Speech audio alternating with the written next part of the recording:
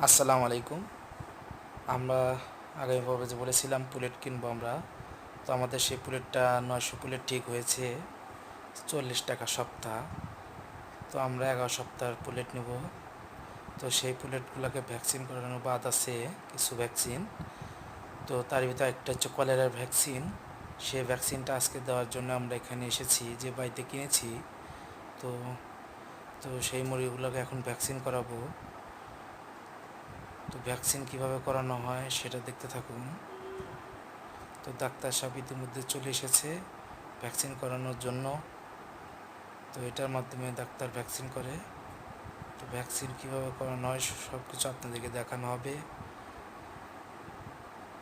তো আমাদের জন্য সবাই দোয়া করবেন এবং আমাদের চ্যানেলটা সাবস্ক্রাইব করবেন এবং আমাদের পাশেই থাকবেন এবং বেশি বেশি দেখবেন এবং শিখবেন।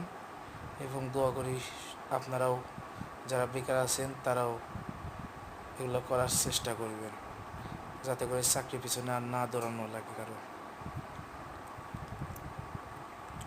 তো ভ্যাকসিন তোলা হচ্ছে। তো ভ্যাকসিন তোলার পরে কীভাবে কাজ করায় দেখুন।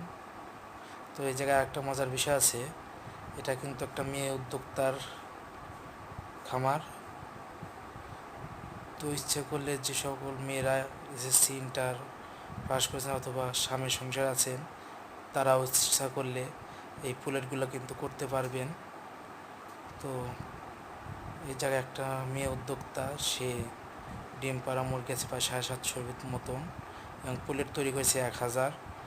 তো সে সফল, সে অনেক আগে থেকে এই ব্যবসাটা করে আসে। তো দেখুন পরবর্তী ভিডিওতে কীভাবে ভ্যাকসিন করানো হয়।